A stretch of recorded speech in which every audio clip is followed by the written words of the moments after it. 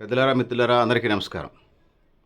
మనం బీసీ అట్లా చెప్పాల్సి వస్తే ఎంబీసీ మోస్ట్ బ్యాక్వర్డ్ క్లాస్ సంబంధించినటువంటి గంగపుత్ర సంఘం ఖమ్మం జిల్లా అధ్యక్షులు కన్నం ప్రసన్న కృష్ణ గారితో ఉన్నాం. సార్ నమస్కారం. నమస్కారం అండి. సార్ మీది ఖమ్మమేనా? లోకల్? ఖమ్మం లోకల్ అండి.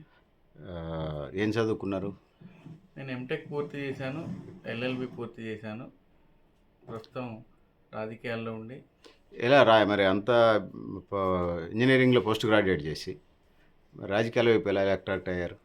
యువత రాజకీయాల్లోకి రావాలనే ప్రధానమైన ఏదైతే ఎజెండా ఉందో దాన్ని ఆకర్షితున్నాయి నేను రాజకీయాల్లోకి రావడం జరిగింది. చిన్నప్పటి నుంచి ప్రజలకి ఏదో విధంగా సాయం అందించాలి, సమాజంలో చదువుకున్న వారిగా మనదంటూ ప్రత్యేకమైన పాత్ర ఉండాలనే లక్ష్యంతో నేను ఎప్పుడు ప్రజలకు అందుబాటులో ఉంటూ వచ్చాను. ఓకే.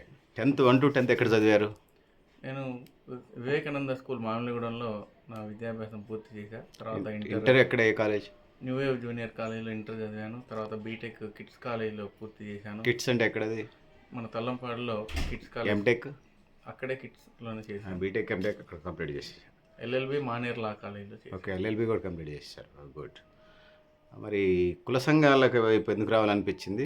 ఆ బాధ్యతలు ఎందుకు తీసుకోవాలనిపించింది? చాలా భారంతో కూడుకున్నది. అందులో ఎంబీసీలు అంటే ఇంకా వెనకబడి ఉన్నారు, వాళ్ళకి చెప్పిన ఇచ్చేంత ఎడ్యుకేటెడ్ లేరు. ఎందుకు అటువైపు రావాలనిపించింది మీకు? సాధారణంగా మీరే చెప్తున్నారు, వెనకబడిన తరగతులు వాళ్ళలో చైతన్యం తీసుకురావాలంటే ఇప్పుడు చదువుకున్న వాళ్ళతోని సాధ్యమైందని నేను నమ్ముతున్నా. ఎందుకంటే మన వెనుకబడిన తరగతుల్లో అందులో ఎంబీసీల్లో సామాజిక స్పృహ చైతన్యం కలిగించి సామాజిక అంశాలపైన, వారి యొక్క సమస్యలపైన మనం వారి గురించి అధికారుల దృష్టికి కానివ్వండి, లేకపోతే ప్రజాప్రతినిధుల దృష్టికి కానీ తీసుకెళ్ళి ఆ సమస్యల పరిష్కారానికి కృషి చేస్తే వారిలో కూడా కొంత స్వావలంబన, వాళ్ళకి కొంచెం ఉపయోగం జరుగుతుందనే సదుద్దేశంతో నేను సంఘాలలో ఉండడం జరిగింది. బీసీలు అడ్వాన్స్ బీసీలు ఉన్నారు, ఎంబీసీలు ఉన్నారు, అర్ధ సంచార బీసీలు ఉన్నారు, సంచార బీసీలు ఉన్నారు. మీరు బీసీ ఏలో వస్తారు, ఎంబీసీలు మోస్ట్ బ్యాక్వర్డ్ కాస్ట్ కిందకి వస్తారు. వెనకబడిన వాళ్ళలో ఇంకా వెనకబడిన మోస్ట్ బ్యాక్వర్డ్ క్లాసెస్.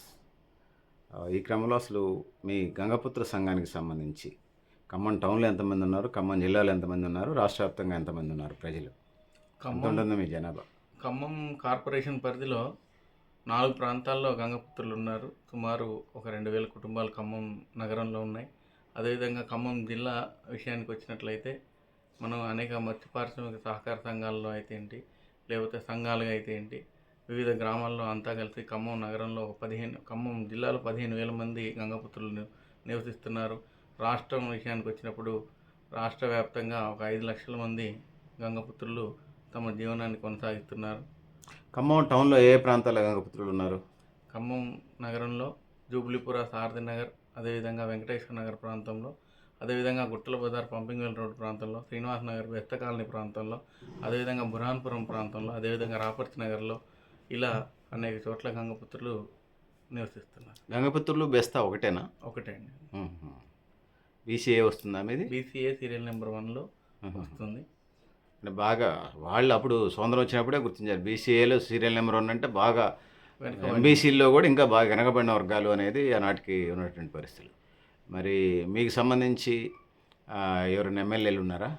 ప్రస్తుతం ముఠా గోపాల్ గారు ముషిరాబాద్ ఎమ్మెల్యేగా 2వ సారి గెలుపొందారు. గతంలో కూడా ఎంపీగా ఎవరైనా ఉన్నారా? ఎంపీగా ఎవరు లేరండి. ఎమ్మెల్యే కదా చెప్తున్నారుగా, వివరించండి. ఇంకా కంటిన్యూ చేయండి, చెప్పబోతున్నారు. గతంలో ఇంకా 2-3 ఎమ్మెల్యేలు గంగపుత్రుల నుంచి ప్రాతినిధ్యం వహించారు.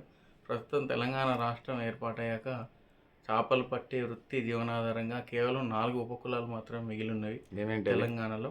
పల్లెకారులు, అదేవిధంగా బెస్త, గంగపుత్ర, గూండ్ల, ఈ 4 మాత్రమే ప్రస్తుతానికి తెలంగాణలో చేపలు పట్టే వృత్తే ప్రధాన ఆధారంగా జీవనం కొనసాగిస్తున్నారు. ఆర్థికంగా, సామాజికంగా, రాజకీయంగా వెనుకబడినటువంటి ఈ గంగపుత్రుల్ని ప్రభుత్వం గుర్తించాలని మీ ద్వారా నేను ప్రభుత్వాన్ని కోరుతున్నా. ప్రస్తుతం గంగపుత్ర కార్పొరేషన్ ఏర్పాటు చేసినందుకు మేము సంతోషపడుతున్నాం. ఆ గంగపుత్ర కార్పొరేషన్ కూడా 500 కోట్ల రూపాయల నిధులు కేటాయించాలని మేము ప్రభుత్వాలను కోరుతున్నాం. అదేవిధంగా ఈ యొక్క చట్టసభల్లో బీసీ రిజర్వేషన్ ద్వారా ఎంబీసీలకి జనాభా దామాషా ప్రకారం మనం చట్టసభల్లో కూడా రిజర్వేషన్ ఇవ్వాలని మేము ప్రధానమైన డిమాండ్గా చెప్తున్నాం. ఎందుకంటే మనం చూసాం స్థానిక సంస్థల్లో బీసీలకు రిజర్వేషన్ ఏర్పాటు చేశారు. అది కూడా జనాభా దామాషా ఏర్పాటు చేస్తే బాగుంటుందనేది మా వ్యక్తిగత అభిప్రాయం. అదేవిధంగా ఈ చట్టసభల్లో బీసీలు ఉండి బీసీల సమస్యలు రాష్ట్రంలో ఏ విధంగా అయితే 50% మించి బీసీలు ఉన్నారో వాళ్ళ యొక్క సమస్యలు చెప్పుకోవడం కోసం చట్టసభల్లో వాళ్ళకి ప్రాతినిధ్యం కల్పించడం ద్వారా, వారి గౌరవం కల్పించడం ద్వారా వారి యొక్క సమస్యలన్నిటికీ పరిష్కారానికి మనం సమానాలు అవుతాం. కాబట్టి దయచేసి మేము ప్రభుత్వాన్ని, కేంద్ర ప్రభుత్వాన్ని కూడా కోరుతున్నాం. ఎంబీసీలని గుర్తించండి, చట్టసభల్లో కూడా రిజర్వేషన్ కల్పించండి. చట్టసభల్లో ప్రాతినిధ్యం ఇవ్వడం ద్వారా మా యొక్క సమస్యలు చట్టం చేసుకోవడానికి, వాటి యొక్క పరిష్కారానికి చట్టసభ నలుగురికి తెలియజేయడానికి ఉపయోగపడతాయని మీ ద్వారా కోరుతున్నాం. సార్ చెప్పండి, గంగపుత్రులకు సంబంధించి ప్రభుత్వాన్ని ఏం కోరుతా ఉన్నారు, ఏం అడుగుతా ఉన్నారు, మీకేం అవసరం, ప్రభుత్వంలో ఏం అడుగుతా ఉన్నారు? చేతి వృత్తిదారులకు ఈ మధ్య కాలంలో ప్రభుత్వం ఆర్థిక సాయం అందించింది మనం చూసాం. దాంట్లో గంగపుత్రులు లేకపోవడం శోచనీయం. అదేవిధంగా ఇతరులకు ఇస్తున్న విధంగా మన ఇతరులు అంటే ఎవరు? గౌండ కార్మికులకు, లేకపోతే చేనేత కార్మికులకు, ఎట్లా పెన్షన్లు అడుగుతున్నారా? కార్మికులకు ఇచ్చే విధంగా 51 సంవత్సరాలు నిన్న మత్స్యకారులందరికీ కూడా ఆసరా పెన్షన్ వర్తింపజేయాలని ప్రభుత్వాన్ని కోరుతున్నాం. అదేవిధంగా సుదీర్ఘ కాలంలో పెండింగ్లో ఉంది, రాజీవ్ గాంధీ గారి హయాం నుంచి కూడా పెండింగ్లో ఉన్న, పార్లమెంట్లో పెండింగ్లో ఉన్నటువంటి గంగపుత్రులను ఎస్టీ జాబితా చేర్చే బిల్లుని మనం ఆల్రెడీ రాష్ట్రం నివేదిక పంపడం జరిగింది. దాన్ని కూడా బిల్లు పాస్ చేయాలని కోరుతున్నాం. మీరు చట్టసభల్లో ఏదైతే రిజర్వేషన్లు పెంచకుండా 27% మాత్రమే ఉన్న రిజర్వేషన్ ద్వారా బీసీల్లో, అదేవిధంగా ఎంబీసీల్లో ఉన్న గంగపుత్రుల మనుగడ కష్టమైంది. అంటే ఏమైనా 27% రిజర్వేషన్ని జనాభా దామాషా ప్రకారం 50%కి పైగా పెంచాలనేది ఉందా? ఇప్పుడు అట్లా పెంచితే ఎక్కువ న్యాయం జరిగింది మనం అంటారా? చూస్తూనే ఉన్నాం. ఇతర కులాల్లో ఇతర బీసీ గ్రూప్లో ఉన్న వాళ్ళు ఏ గ్రూప్లో రావడానికి, లేకపోతే ఏ గ్రూప్లో ఉన్న వాళ్ళు రిజర్వేషన్ శాతం పెంచమని అడుగుతున్న సందర్భాలు మనం పలు సందర్భాల్లో చూసాం. ఇది 27% ఉన్న రిజర్వేషన్ పెంచినప్పుడు వాళ్ళకి కావాల్సిన జనాభా దామాషాలు మన రిజర్వేషన్ ఏర్పాటు చేస్తే ఒకరి దాంట్లో నుంచి ఇంకొక దాంట్లోకి వెళ్ళడానికి ఎవరు కూడా అంతగా ఇంట్రెస్ట్ చూపించరు. మన కోరిక ఏంటంటే జనాభా దామాష ప్రకారం రిజర్వేషన్ ఇచ్చి, అప్పుడెప్పుడో బీపీ మండల్ కమిషన్ ఇచ్చిన రిజర్వేషన్లు ఇప్పటికీ కొనసాగిస్తున్నారు. కులగణన చేపట్టి కులగణన ద్వారా ఎంతమంది జనాభా ఉంటే వారికి తగ్గట్టుగా రిజర్వేషన్లు కేటాయిస్తే బాగుంటుంది. లేదన్నప్పుడు మనం అత్యంత వెనుకబడిన వాళ్ళం కాబట్టి గంగపుత్రులను ఎస్టీ జాబితాలో చేర్చాలని గత 10 సంవత్సరాల నుంచి మనం పెండింగ్లో ఉంది పార్లమెంట్లో. దాన్ని పాస్ చేసి ఎస్టీ జాబితాలో చేర్చాలని కోరుతున్నాం. దేశవ్యాప్తంగా అందరూ బీసీలో ఉన్నారు గంగపుత్రులు, కొన్ని రాష్ట్రాలు ఏమన్నా ఎస్సీ లేదండి, మిగతా రాష్ట్రాల్లో ఎస్టీలుగా పరిగణించబడుతున్నారు కాబట్టి ఆ విధంగా అడుగుతున్నాం. ఎక్కడ బీసీ లేకపోతే ఎస్టీ సామాజిక వర్గం కింద ఉన్నారు తప్ప ఎక్కడ ఓసీలుగా లేరు ఇతర రాష్ట్రాల్లో. సో సుమారుగా 29 రాష్ట్రాలు, ఎన్ని రాష్ట్రాల ఐడియా ఉందా ఎస్టీల్లో ఉన్నది అనేది? అన్ని రాష్ట్రాలు ఎస్టీగా ఒక 5-6 రాష్ట్రాల్లో ఉన్నారండి ఇప్పటికీ. మనం కోరేది కూడా మన తెలంగాణలో ఉన్న చేపల వృత్తి జీవనాధారంగా బతుకున్న 4 ఉపకులాలని ప్రభుత్వం ఆర్థికంగా ఆదుకోవాలి. రిజర్వేషన్ అంటే చేపలు, చెరువులు, కుంటలు, సరస్సులు అవి మీకేమైనా రైట్స్ లేవా? మరి మీకేమైనా ఇవ్వలేదా? మరి అది వాటి మీద కూడా ప్రత్యేకంగా ఉపాధి దొరకట్లేదా? ఉపాధి దొరకడం లేదు. అది కూడా మనం సంవత్సరం అంతా కూడా ఉపాధి ఉండదండి. కేవలం సీజనల్గా 2-3 నెలలు 2-3 నెలలు మాత్రమే ఉంటుంది. కాబట్టి మరి ఇంకా గంగపుత్ర సమాజం ఎట్లాంటి ఇట్ని అడుగుతుంది? ఏమన్నా స్వయం ఉపాధికి సంబంధించి ఏమైనా చిన్న వ్యాపారాలా, లేకపోతే ఇంక ఇతర చేతి వృత్తుల, కుట్లు, అల్లికల, లేకపోతే ఇంక ఇతర చిరు వ్యాపారాల, దానికోసం ఏమిటి కోసం అడుగుతుంది? మేము అదే చెప్తున్నామండి. ఇప్పుడు ఈ విధంగా ఇబ్బంది అవుతుంది కాబట్టి మనం ఆసరా పెన్షన్ కోరుతున్నాం. అదేవిధంగా బీసీ లోన్లు ఇవ్వడం ద్వారా స్వయం సహాయక సంఘాలు ఏర్పడి సొంతంగా వ్యాపారం స్మాల్ స్కేల్ ఇండస్ట్రీస్గా పెట్టుకోవడానికి కానీ, లేకపోతే ఈ వలల అల్లకం కానివ్వండి, లేకపోతే దానికి సంబంధించిన బోట్లు కానివ్వండి, ఇవన్నీ తయారు చేసుకోవడానికి కూడా ఒక చిన్న వ్యాపారాలు పెట్టుకోవడానికి బీసీ లోన్లు కూడా మేము అడుగుతున్నాం. ఎంబీసీలకి లోన్లు ఇవ్వాలి, అదేవిధంగా రిజర్వేషన్లు పెంచాలి. ఇప్పుడు విద్యాల్లో ఏదైతే ఏకి బీసీ ఏకి ఇంత, బీసీ బీకి ఎంత, బీసీ సికి ఇంత ఎట్లుందో అదేవిధంగా చట్టసభల్లో కూడా అదేవిధంగా జనాభా దామాషా ప్రకారం ఇప్పుడున్న 27% రిజర్వేషన్ ఏదైతే ఉందో అది ఒకటి పెంచాలంటున్నారు. అవునండి. రెండోది పెంచడంతో పాటుగా విద్యా ఉద్యోగాల్లో బీసీఏకి ఇంత పర్సెంటేజ్ ఇస్తున్నారు, ఆ 27% పంచుతున్నారు. బీసీఏకి ఇంత పర్సెంటేజ్, బీసీబీకి ఇంత పర్సెంటేజ్, బీసీసీకి ఇంత, బీసీడీకి ఇంతని.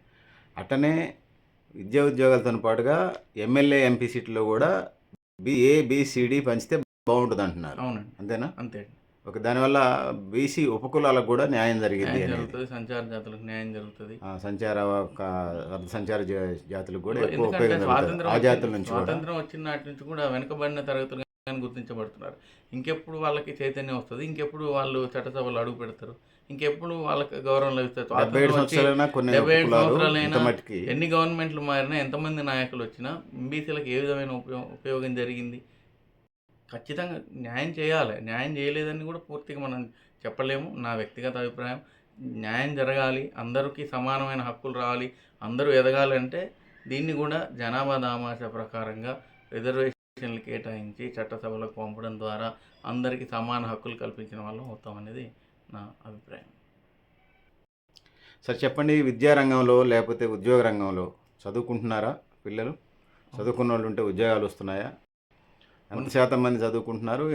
ఎంతమందికి ఉద్యోగాలు వచ్చినాయి? ఏ ఏ పోస్టులలో ఉన్నారో ఆ వివరాలు చెప్పండి, పూర్తి వివరాలు. అవునండి. బీసీఏ రిజర్వేషన్ ద్వారా మనం కొన్ని చోట్ల ఉద్యోగాలు చేస్తున్నారు. అదేవిధంగా చదువు పరంగా రిజర్వేషన్ పొందుతున్నారు. కానీ ఉన్న బీసీఏ కులాల్లో ఉన్నటువంటి నాయ బ్రాహ్మణ సోదరులైనా, రజక సోదరులైనా, గంగపుత్ర సోదరులైనా వీళ్ళంతా కూడా ఎప్పటికీ వెనకబడే ఉన్నారు తప్ప వాళ్ళు ఎక్కడ కూడా పై చేయిగా లేరు. అదేవిధంగా మిగతా బీసీ కులాలు చూసినప్పుడు కొంచెం అప్గ్రేడ్గా కనుగొన్నారు. కానీ బీసీఏకున్న 7%లో వీళ్ళే ఇబ్బంది పడుతున్న తరుణంలో బీసీడీని తీసుకొచ్చి ఇక్కడ కలుపుతా అని ప్రభుత్వాలు మాట్లాడడం, ఆర్థికంగా లేకపోతే మానసికంగా వాళ్ళ స్థైర్యాన్ని కుంగదీయడమే అని నా అభిప్రాయం. ఏంటంటే రిజర్వేషన్ పెంచండి, అంటే రిజర్వేషన్ పెంచి చదువుకోవడానికి 100కి ఎంతమంది చదువుకుంటున్నారు గంగపుత్ర సామాజిక వర్గంలో? 100కి 50% మంది చదువుకుంటున్నారు. చదువుకుంటున్నారు, మిగిలిన 50%. వాళ్ళకి డబ్బు లేకపోతే ఇంకొక ఏంటి సామాజిక స్పృహ లేకపోతే కుటుంబ పరిస్థితుల నేపథ్యంలో కొంతమంది వెనకబడినటువంటి వాళ్ళు ఉన్నారు. అయినా కూడా చాలామంది చదువుకుంటున్నారు. ఉద్యోగాలకు చదువుకున్న సంబంధించి దాంట్లో ఉద్యోగం రావడానికి కూడా చాలా ఇబ్బందులు ఉన్నాయి. ఆ ఉద్యోగాలు చేసేటోళ్ళు ఏమన్నా గ్రూప్ 1 ఆఫీసర్లు ఎవరున్నారా? కలెక్టర్లు లేకపోతే ఎస్పీల స్థాయి కలిగిన వాళ్ళు లేదండి. తెలంగాణ రాష్ట్ర వ్యాప్తంగా? తెలంగాణ రాష్ట్రంలో ప్రస్తుతం అయితే ఐఏఎస్ ఐపీఎస్లు ఎవరు లేరు. ఉమ్, కానీ గ్రూప్స్ ఉద్యోగాలు సంపాదించిన వాళ్ళు ఉన్నారు. ఉమ్. వాళ్ళు కూడా ఎంతమంది ఉంటారు సుమారు రాష్ట్రం మొత్తం మీద? ఉంటారండి. ఒక 100 లోపే ఉండొచ్చు. వీళ్ళు టీచర్లు, పోలీసులు టీచర్లు ఉన్నారు, టీచర్లు పోలీసులు ఉన్నారు, సాధారణంగా ఉన్నారు. వాళ్ళకి ఎంత ఒక 50 మంది 100 మంది ఉంటారా? ఉంటారండి. కొద్దిగా. 100 పైన ఉంటారు. ఉమ్, కష్టం చేసి వాళ్ళ యొక్క ఆర్థికంగా వాళ్ళు వెనకబడినప్పటికీ ఈ ఉద్యోగం ద్వారా వాళ్ళు ఎన్ని డబ్బులు సంపాదించినా కూడా వారి కుటుంబం గడవడమే కష్టంగా ఉన్నారు. కాబట్టి ఇట్లా కాదు, నేను అనేది ఏంటంటే ఆర్థికంగా చాలా ఎదగాలి, లేదంటే రాజకీయంగా ఎదగాలి, సామాజికంగా ఎదగాలి. దీనికోసం మనం రిజర్వేషన్లు పెంచడం అనేది ఒక మార్గం. అదేవిధంగా చట్టసభల్లో ప్రాతినిధ్యం కల్పించడం ఒక మార్గం.